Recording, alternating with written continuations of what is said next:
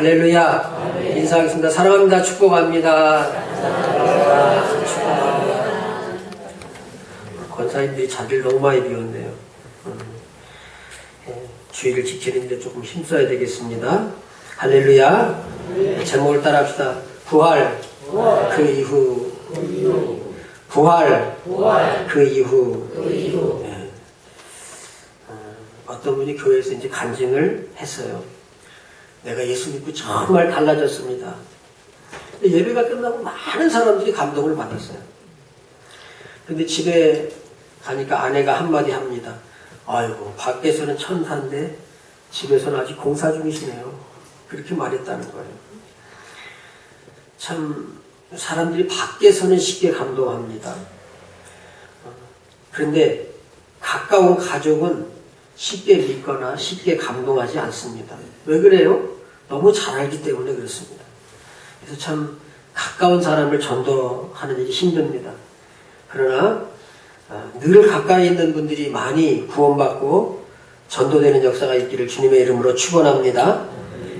멀리 있는 사람은 잘 감동하고 가까운 사람은 분석해요. 교회에서는 장로님이고 또 권사님이고 집사님인데 집에 가면은 여보 쓰레기 좀 버려줘요. 그는 너무도 익숙한 사람으로 살지요. 양말 좀 제자리에 제발 좀 두세요. 이런 말을 들어야 되는 게 우리 사람의 모습입니다. 근데 마가복음 6장 1절에서 6절을 보면 예수님도 그랬던 것 같아요.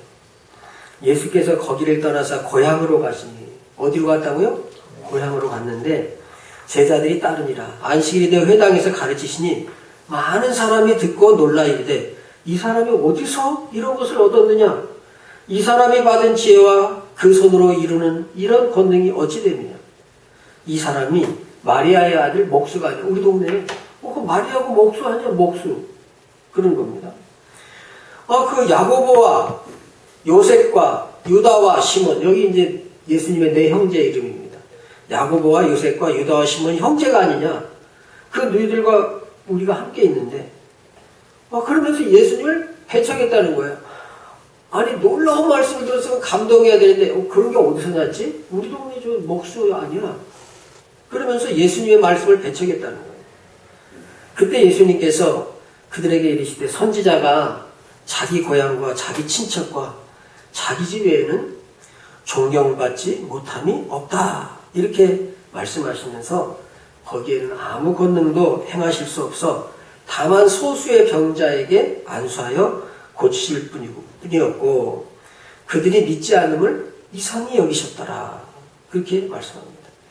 가깝기 때문에 존경과 믿음을 약하게 하는 경우가 많습니다. 신앙도 비슷합니다. 가까이 있다고 믿는 게 아니죠. 익숙하다고 믿는 게 아닙니다. 우리가 보는 오늘 이제 이 사도행전의 이 말씀은 예수님의 동생 야고보가 예루살렘 교회의 감독이 되어서 지금 이방인 선교, 바울이 1차 선교여행을 하고 이방인 선교의 문제들을 보고했을 때 야고보라고 하는 예수님의 동생이 지금 한 말이에요. 그래서 제가 오늘 부활 그 이후 예수님의 동생 야고보와 유다. 야고보는 우리 성경에 야고보서를 기록한 야고보가 예수님의 동생입니다. 예수님의 제자 중에도 야고보가 있죠. 그 야고보는 일찍 죽었어요. 그렇기 때문에 사도행전에 바울이 선교하고 그럴 때는 이미 없었습니다. 이 세상에. 그러니까 야고보가 지금 예루살렘 감독이 됐고 또 유다는 유다서를 기록했어요. 그러니까 예수님의 동생이 야고보, 요셉, 시몬, 유다, 시몬. 야고보, 요셉, 시몬, 유다 이렇게 있는데 이 형제들 중에 두 형제가 성경을 기록한 그런 사람이 됐습니다. 그래서 오늘 사도행전에 보면은 이 야고보가 지금 말을 하는데 15절에 선지자들의 말씀이 이와 일치하도다 기록된 바 이후에 내가 돌아와서 다윗의 무너진 장막을 다시 지으며 또 그 허물어진 것을 다시 지어 일으키니 이는 그 남은 사람들과 내 이름으로 일컬음을 받는 모든 이방인들로 주를 찾게 하리라 함이라 하셨으니 그랬습니다. 그 말이 무슨 말이냐면 지금 아모스 9장 11절과 12절 말씀을 그 지금 회의석상에서 딱 떠올려가지고 지금 그걸 말하는 거예요. 아모스에 있는 구역성. 여러분, 이때 당시는 평민이 문해력을 갖기가 굉장히 어려운 시대였습니다. 아마 10% 이하의 사람들만 글을 알았다 이렇게 생각이 됩니다. 그러니까 그 당시에는 글을 아는 것만으로도 지도자의 여러 반열에 올라갈 수 있는 굉장히 그런 시대였습니다. 특별히 마리아와 요셉이 아주 가난한 목수라고 생각됩니다. 그래서 제가 한 번씩 이야기합니다만 예수님은 아마 목공 공장이 따로 있지 못하고 가난한 목수였기 때문에 목수 연장을 망태에다가 이렇게 집어넣고 톱이랑 망치, 끌, 못 이런 걸 집어넣고 동네에 다니면서 가구나 망가진 싱크대 고칩니다. 그러면서 다녔을 가능성이 커요. 그러니까 그런 목수가 그런 가난한 가정에서 글을 안다고 하는 것이 힘들 뿐만 아니고 그때 당시에 성경은 다 양가적으로 쓰였습니다. 신약 성경이 아직 기록 안 됐을 때죠. 그러니까 구약 성경이 기록됐을 텐데 양가적으로 쓴 성경은요. 시편 하나만 해도 이 성전에 가득 찰 정도입니다. 그렇게 많은 분량의 책들이 집에는 있지도 아니했고 이제 유대인들의 회당에 가야 겨우 그런 성경이 있었을 텐데 그때 그런 성경을 그렇게 읽고 회의를 하는데 그 말씀이 딱 떠올라가지고 그걸 이렇게 말하는 걸 보면 이 야고보라고 하는 인물이 하나님께서 미리 준비하신 일꾼인 것을 우리가 알 수 있습니다. 야고보와 유다가 예수님의 친동생들입니다. 그런데 이 두 사람은요, 예수님을 안 믿어서요. 그런데 부활 이후에, 오늘 제목이 뭐에 따라합시다. 부활. 그 이후. 부활절 이후에 이들은 믿는 사람으로 나타납니다. 그러니까 아마 이들은 이제 예수님이 십자가에 못 박혀 죽으신 후에 이분이 정말 하나님의 아들이셨구나 그걸 알게 되고 마가의 다락방의 기도에 함께 참석한 것으로 보입니다. 야고보하고 유다가. 그래서 부활 그 이후에 완전히 바뀌었는데 그 이전에 예수님과 함께 생활했던 것들이 다 신앙에 도움이 됐던 것 같아요. 그리고 급격하게 믿음이 좋아진 사람들이 됐습니다. 물론 그 준비 기간이 오래였죠. 예수님과 함께 지낸 시간이 30년을 같이 지내면서 형제로서 같이 밥 먹고 같이 놀고 같이 시간을 보냈기 때문에 이 야고보와 유다가 예수를 잘 믿는 사람이 부활 이후에 된 것을 볼 수 있습니다. 그래서 초대교회에서 야고보는 교회의 기둥 같은 야고보. 따라합시다. 교회의 기둥 같은 야고보. 기둥 같은 야고보라는 별명이 붙었어요. 또 유다는 초대교회 파수꾼이라고 하는 별명이 붙었습니다. 오늘 저는 이 두 사람을 통해서 부활이 이 두 분들을 어떻게 변화시켰는지를 살펴보면서 우리가 이 시대에 부활 이후에 부활절이라고 하는 그 절기를 지나고 오늘 이 부활절에 장식했던 이 아름다운 꽃장식과 또 이렇게 화분이 이렇게 놓여있는 강단에서 여러분이 설교를 들으면서 부활의 절 이후에 내가 어떤 믿음으로 바뀌고 변화되어야 될까 하는 것들을 한번 살펴보기를 원합니다. 성경은 요한복음 7장 5절에 이는 형제들까지도 예수를 믿지 아니함이로라. 그러니까 야고보와 유다라고 하는 형제가 예수 안 믿었다는 거예요. 요한복음 7장 5절에. 또 마태복음 13장 55절에 오늘 제가 잠깐 소개했습니다. 이는 그 목수의 아들이 아니냐. 그 어머니는 마리아, 그 형제들은 야고보와 요셉과 시몬과 유다가 아니냐. 그러니까 야고보와 유다가 예수님과 같은 집에서 자란 사람들입니다. 같은 밥을 먹고 같은 시간을 보내고 같은 삶을 살았습니다. 그런데 안 믿었어요. 이상하잖아요. 메시아가 그 집에 같이 살았는데 안 믿었다는 거예요. 왜 그래요? 익숙했기 때문에 그렇습니다. 신앙의 가장 큰 장애물 가운데 하나가 무지함이 아니라 익숙함입니다. 모르면 오히려 찾고 구하고 그럽니다. 그래서 사실은 새로운 신자가 처음에 교회 와서 진리를 발견하면 굉장히 열심히죠. 근데 안다, 난 익숙해졌어. 이렇게 생각하면은 그 신앙이 멈추고 굳어질 때가 너무 많다는 겁니다. 가까움 때문에 신앙을 방해받는 일이 참 많습니다. 신앙생활을 오래 한 분들이 믿음을 새롭게 한 중요한 힌트가 오늘 설교 속에 있습니다. 가까움은 믿음을 보장하지 않습니다. 야고보와 유다는 예수님을 누구보다도 잘 알았습니다. 어린 시절을 알고 있었고 생활을 알고 있었습니다. 성격을 알고 있었습니다. 잘 알면 더 잘 믿어야 될 것 같은데, 더 본받아야 될 것 같은데, 그게 오히려 믿음을 방해하는 요소가 됐어요. 마가복음 3장 21절에는 그의 친족들이 듣고 그를 붙들러 나오니 이는 그가 미쳤다 하밀어라.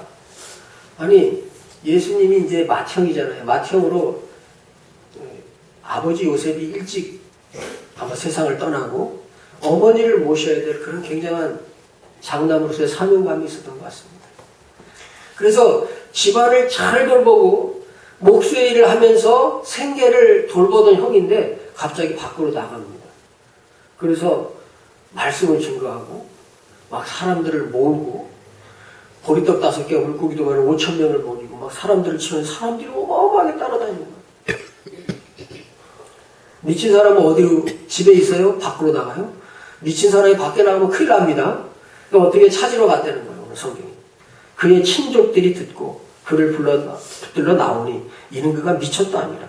그러니까 가족의 눈에는 예수님이 이해가 안 됐던 거예요. 이게 인간의 한계입니다. 하나님을 인간의 기준에서 보면은 이해가 되지 않습니다. 믿지 않는 남편, 믿지 않는 집안 식구가 신앙생활 잘하는 자기 아내나 그런 사람을 보면 이해가 안 돼요. 왜요? 인간의 기준으로 보기 때문에 그렇습니다. 그래서 가까이 있던 사람들이 오히려 더 늦게 믿었습니다.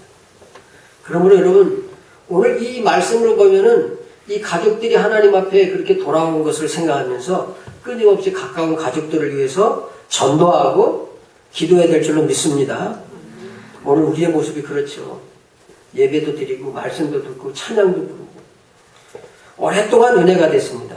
그런데 어느 순간부터 내가 익숙하다는 것 때문에 은혜를 못 받습니다. 나는 알아. 나는 오랫동안 보아왔어. 그것 때문에 은혜 받는데 방해가 된다는 거예요. 믿음이 자라지 않고 멈춘다는 거예요.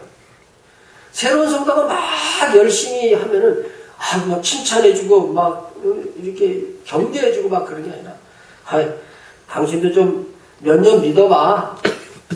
나보다 더 못할걸? 이런다는 거예요. 야고보와 유다가 보여주는 것은 메시아와 가까웠기 때문에 믿음이 방해받았다는 거예요. 그런데 부활은 이 관계를 아주 새롭게 합니다. 여러분, 부활절을 지나고 믿음이 더욱더 새로워지는 역사가 있기를 주님의 이름으로 축원합니다. 익숙함 때문에, 가까운 것 때문에 더 은혜 받는 역사가 있기를 주님의 이름으로 축원합니다. 그래서 고린도전서 15장 7절에 그 후에 야고보에게 보이셨습니다. 부활에 대해서 바울이 고린도전서 15장을 부활장이라고 하는데 그 부활에 대해서 얘기하면서 예수님께서 나한테도 보여주셨는데 야고보에게 보여줬다. 야고보에게 보이셨다. 그 부활 때 주님을 야고보가 만났을 때에 야고보의 믿음이 새로워졌어요. 여러분도 그런 역사가 있기를 축원합니다. 또 유다서 1장 1절을 보면은 예수 그리스도의 종이요 야고보의 형제인 유다는 그랬습니다. 예수 그리스도가 원래 형님인데 우리 큰형 예수 그리스도 그렇게 말한 게 아니고 그리스도의 종이요. 그러면서 감히 예수님을 발견한 다음에는 이분이 내 가까운 형님이 아니라 메시아였구나. 이걸 발견한 다음에는 감히 내 형님이라고 하지 못하고 예수 그리스도의 종, 그 다음에 야고보의 형제인 유다는 이렇게 표현하고 있어요. 그러니까 나는 예수님의 형제다. 이 말을 직접 못하는 거예요.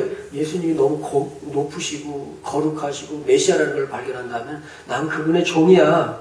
그 대신에 난 예수님의 형제긴 형제인데 야고보의 형제야. 이렇게 애둘러서 예수님에 대한 존경과 경의를 표하고 있는 것입니다. 이게 변화입니다. 형이었던 분이 주님이 됐어요. 익숙하던 존재가 경외의 대상이 되었습니다. 부활은 단순히 사건이 아니에요. 관계를 바꾸는 능력입니다. 야고보에게 예수님은 형에서 주님이 됐고 유다에게 예수님은 가족에서 주님이 됐습니다. 신앙은 지식이 아니고 관계입니다. 하나님과의 관계, 또 교회와의 관계입니다. 하나님과 하나님이 세우신 교회에 대한 존경과 사랑을 잃지 말기를 주님의 이름으로 축원합니다. 하나님과 하나님이 세우신 교회에 대한 존경과 사랑을 잃지 말아야 바른 신앙의 삶을 살 수 있습니다. 그리고 여러분, 교회의 말씀을 증거하라고 보낸 저와의 관계를 하나님 앞에서 잘 가짐으로 말미암아 여러분의 신앙의 성장에 도움이 되기를 주님의 이름으로 축원합니다. 말씀을 증거하는 분에게 대해서 부정적이고 그런 생각을 갖게 되면은 신앙생활에 있어서 영적으로 성장하는데 굉장히 방해가 되고 말씀에 대하여서 은혜 받기가 어렵습니다. 그러니까 가깝다고 해서 말씀의 은혜를 못 받는 게 아니라 가까움과 친밀함이 오히려 더 하나님께 은혜를 받는 역사로 변화되는 은혜가 있기를 주님의 이름으로 축원합니다. 그러니까 야고보와 유다가 예수님을 가까운 사람으로만 생각했을 때에는 은혜를 못 받았지요. 그런데 정말 가까운 분인데 하나님의 이 메시아라고 하는 것을 알게 됐을 때 그 옛날에 알았던 것이 부정적으로 보여진 것이 아니라 옛날에 우리 형님이 메시아라서 이런 점이 달랐고 이런 점이 달랐었구나. 이분은 진짜 메시아였구나. 우리가 그때는 믿음이 없어서 너무 인간적인 시각으로 봤기 때문에 이게 미쳤다고 생각했구나. 그게 미친 게 아니고 메시아의 그 위대한 사역을 하는데 내 시야가 너무 좁고 내 생각이 너무 잘못됐구나. 그런 신앙으로 바뀐 겁니다. 그러니까 부활은 사람을 사명자로 만드는 거예요. 가까워서 바른 믿음을 갖지 못했던 형제들이 부활하신 주님을 만나고 믿게 되고 바람직한 신앙으로 바뀌었어요. 그 결과 야고보는 예루살렘 교회의 중심적인 기둥 같은 일꾼이 됩니다. 그래서 예루살렘 총회가 모여서 이방인 선교에 대한 중요한 결정을 할 때 야고보가 이러한 일들에 구약 성경의 말씀과 메시아와 함께 살았던 그 여러 기억들이 신앙에 큰 도움이 돼서 이 교회의 큰 정책을 결정하는데 굉장히 중요한 역할을 하는 것을 봅니다. 기둥같이 여기는 야고보. 자신을 그리스도의 종이요 야고보의 형제 유다로 했던 그 형제들이 다 주님 앞에 새로운 신앙, 새로운 시각으로 바뀌고 그래서 교회의 일꾼이 되고 교회의 파수꾼이 됐습니다. 그래서 유다 1장 3절을 보면은 성도에게 단번에 주신 믿음의 도를 위하여 힘써 싸우라. 그러니까 성도에게 믿음을 주셨는데 그걸 위해서 힘써 싸워라. 이 구절에서 이 유다가 교회의 파수꾼이다. 싸워서 지켜라. 그런 믿음을 지키는 사람, 교회를 지키는 사람, 그런 사람이 되었다고 성경은 기록하고 있습니다. 그러니까 부활이라고 하는 건 단순히 믿는 것이 아니라 우리를 주의 종으로, 주의 일꾼으로, 주의 사명자로 살게 하신 줄로 믿기를 바랍니다. 그래서 부활의 주님을 성도들이 만나면은 우리가 사명자로 업그레이드 되는 겁니다. 여러분 따라합시다. 나는 부활의 주님을 만나 사명자로 살기를 원합니다. 나는 부활의 주님을 만나 사명자로 살기를 원합니다. 부활절을 몇 번 지났습니까? 여러분의 신앙생활 속에 부활절을 몇 번 지났냔 말이에요. 몇 번이고 지나가는 그 부활절 가운데 계속해서 부활의 주님을 만나서 사명이 좀 약해지면 다시 사명이 살아나고 사명이 좀 약해지면 다시 사명이 일어나는 역사가 있기를 주님의 이름으로 축원합니다. 야고보와 유다는 예수님과 가장 가까운 형제들이었는데 가장 늦게 믿었으나 그런데 가까웠기 때문에 가장 확실한 믿음, 주님의 증인이 됐습니다. 초대교회 전승에 따르면 야고보는 의로운 야고보라고 불렸습니다. 그는 성전에서 얼마나 기도를 많이 했든지 이 무릎이 낙타 무릎같이 됐다 그래요. 그래서 이 무릎이 낙타 무릎은 이렇게 있다가 굉장히 그 무릎이 크잖아요. 그러니까 너무 무릎을 꿇고 기도를 해가지고 이 무릎이 커진 그런 사람이 있어요. 낙타 무릎이라는 그런 기도의 그 별명을 가졌는데 나중에는 성전에서 떨어져서 순교한 것으로 전해집니다. 유대 지도자들이 6월절에 사람들이 많이 모였을 때에 그때를 이용해서 야고보를 성전 꼭대기로 불렀다 그럽니다. 그래서 사람들이 많이 모였는데 이제 성전 꼭대기에 이렇게 말을 이렇게 선포하고 이제 그러는 자리거든요. 옛날 영화를 보면은 뭐 군대들이 출정을 하거나 그러면 장군들이 왜 성 위에 쫙 서가지고 군인들은 쫙 서 있고 거기서 막 연설도 하고 그 전쟁에 출전하자고 하는 용기도 북돋우고 그러잖아요. 이제 성전 꼭대기로 데려가가지고 백성들이 많이 6월절에 모였을 때 이렇게 말했다고 합니다. 이 백성이 미혹되지 않도록 예수에 대해서 네가 바르게 얘기해라. 그러니까 예수가 메시아가 아닌데 가짜 메시아인데 너희들이 메시아라고 믿으니까 이 백성이 미혹되지 않도록 예수에 대해서 바르게 말하거라. 이거는 예수님의 형제인 줄 다 알고 사람들에게 지금 야고보의 예수님을 부정적으로 이야기하라고 그분 메시아가 아니라고 그렇게 얘기하라고 하는 겁니다. 그때 야고보의 고백이 당당했다 그럽니다. 야고보는 그 자리에서 두려워하지 않고 이렇게 선포했다 그래요.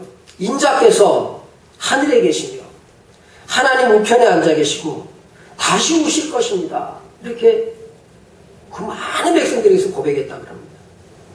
이 고백은 예수님의 신성과 재림을 공개적으로 선포했기 때문에 군중들의 일부는 굉장히 감동을 했고 이 종교 지도자들은 아주 격분했습니다. 왜냐하면 그 사람들이 예수님을 십자가에 못 박은 사람들이거든요. 그래서 성전에서 밀어가지고 떨어뜨려 버렸다고 합니다. 근데 떨어졌을 때 바로 죽지 않았다 그럽니다. 몸이 부서져서 이렇게 일어났는데 전승에 따르면은 그 부서진 몸으로 마지막 이런 기도를 했다 그럽니다. 주여 저들을 용서하여 주옵소서. 그들은 알지 못하고 행합니다. 누구의 기도예요? 예수님께서 십자가에서 첫 번째 가상치연 중에 첫 번째 하신 말씀을 하고 순교했다고 전해집니다. 정말 하나님의 사람으로 변화된 야고보의 그 신앙의 행적과 체험은 하나님이 기뻐 받으실 만한 그런 정말 신실한 믿음의 사람이 됐습니다. 유다 역시 자신을 높이지 않고 자기를 예수 그리스도의 종으로 그렇게 기록하고 그렇게 살았고 그는 복음을 전하다가 끝까지 신앙을 지키며 순교한 사람으로 또 전승이 기록합니다. 이 유다는 시리아, 지금 여러분 우리가 아주 굉장히 많이 듣죠. 시리아, 레바논, 이스라엘 그런 쪽에 시리아와 메소포타미아, 그 다음에 페르시아, 지금 이제 전쟁하고 있는 페르시아, 이란까지 가서 여러분 이스라엘에서 이란까지는 제일 가까운 거리가 한 1500km 정도 되고요. 한 2000km 정도 됩니다. 그러니까 거기를 그때 당시엔 걸어갔을 겁니다. 참 제가 성지순례를 가서 그 바울의 그 전도 여행지를 이렇게 가는데 그 어마어마한 산맥을 그 가이드가 그러더라고요. 이걸 보통 아마 가죽신이 다 뚫어졌을 거다. 여기를 걸어서 이 산맥을 넘어가서 바울이 전도를 했는데 우리나라 대관령, 옛날 대관령처럼 버스가 막 이렇게 갑니다. 산이 높아가지고. 여기를 바울이 넘어서 복음을 증거했다는 거예요. 그때 당시에 아마 걸어갔을 것이다. 그렇게 가이드가 이야기를 하는데. 그러니까 페르시아, 이란이라고 하는 그 먼 땅까지 이 유다는 가서 복음을 전했다고 합니다. 그래서 곤봉이나 도끼에 맞은 순교했다고 그렇게 전해져요. 그래서 서양 미술에 보면은 그 성화들 가운데 보면은 곤봉이나 도끼를 들고 있는 사람이 있습니다. 이 사람이 유다입니다. 성경을 기록한 유다서를 기록한 유다가 그 서양 미술에 보면은 이제 성화들을 한번 찾아보세요. 보면은 곤봉이나 도끼를 들고 있는 인물이 있어요. 이 사람이 예수님의 동생 유다예요. 그러니까 이 두 사람의 공통점은 하나예요. 가족이었습니다. 예수님을 너무 잘 알았습니다. 육신적으로 너무 잘 알았기 때문에 인간적으로 보고 육신적으로 보아서 처음에는 안 믿었습니다. 그러나 부활의 주님을 만나고 나서는 이제 인간적인 알미 아니라 계시적인 암, 즉 하나님의 말씀에 의한 알을 갖게 됐고 신앙을 갖게 됐습니다. 예수님은 구약 성경의 모든 생애를 기록한 분이고 예수님을 가까운 형제가 아닌 구약 성경에 기록된 그분으로 알고 믿었던 거예요. 그러니까 우리가 신앙생활에서 그렇습니다. 가까운 것과 우리가 말씀의 기준을 항상 구별할 줄 아는 지혜가 있기를 바랍니다. 그래서 이 두 형제는 사실은 육신적으로 아는 삶으로 다시 돌아가지 않고 신앙으로 잘 돌아가서 믿음의 사람으로 든든히 섰던 것을 볼 수 있습니다. 우리는 오래 보았기 때문에 오래 믿었기 때문에 또 너무 가깝기 때문에 신앙에 방해가 되는 건 없는지 돌아봐야 됩니다. 익숙함, 많이 아는 것, 그것보다 더 중요한 것은 계시적인 알므로 부활의 신앙으로 날마다 새로워지는 신앙인 줄로 믿기를 바랍니다. 날마다 새로워지기를 축원합니다. 날마다 새로워지기를 축원합니다. 왜요? 생명은요 죽을 때까지 성장하는 거예요. 제가 오늘 이번 주간에 나무들을 많이 이렇게 가지를 쳐놨습니다. 가지를 쳐놨는데 생명은요 자꾸 새로워지는 거예요. 옛날 거, 옛 것은요 자꾸 이렇게 잘라줘야 나무도 풍성하게 되고 병도 안 생깁니다. 그것처럼 부활의 주님을 우리가 만난다면 익숙함, 가까움, 그것보다 더 중요한 날마다 새로운 새순이 돋아나고 신앙의 새로운 믿음의 역사들이 놀랍게 일어나기를 주님의 이름으로 축원합니다. 그러면 오래된 신앙이 오히려 더 유익이 되고 도움이 돼요. 그러니까 야고보와 유다가 믿음이 성장한 배경에는 어렸을 때 예수님이 그렇게 했던 게 그걸 인간적으로 지금까지는 봤는데 그때 그게 예수님 그때 그때 형님이 그 메시아기 때문에 그런 일이 일어났구나. 12살 됐을 때 그냥 가족을 얼마나 힘들게 했습니까? 그냥 가족들 다 데리고 갔는데 자기 형님이 갑자기 어디로 없어졌어요. 형은 엄마 아빠가 동생들 챙기느라고 정신이 하나도 없는데 세상에 어디로 없어져가지고 그때 예루살렘에 올라갔다가 다시 내려갔다가 또 사흘길을 찾아서 갔다가 막 왔다 그러잖아요. 그렇게 형을 원망했는데 메시아기 때문에 예루살렘 성전에 가서 서기관들과 그 높은 학자들과 하나님의 율법에 대해서 말씀을 나눴구나. 그런 기억이 전에는 원망이었고 그랬는데 그걸 인간적으로 보니까 그랬지 메시아라고 보니까 그게 다 시각이 달라져서 진짜 메시아인 것을 너무도 확실히 믿게 된 것입니다. 그러니까 매년 부활절이 있는 이유는 우리의 새로운 신앙 성장을 위한 하나님의 배려예요. 야고보처럼 기둥이 되고 유다처럼 진리를 지키는 사람이 되라고 하나님께서 부활절을 우리에게 매년 주시는 거예요. 사랑하는 성도 여러분, 정말로 여러분이 신앙의 연조를 더할수록 더 깊은 믿음의 사람, 하나님의 은혜를 깊이 깨닫고 하늘의 축복이 열리고 믿음의 역사들이 열려서 더 믿음에 든든히 서서 하나님께 복을 받는 복된 사람들이 다 되시기를 주님의 이름으로 축원합니다.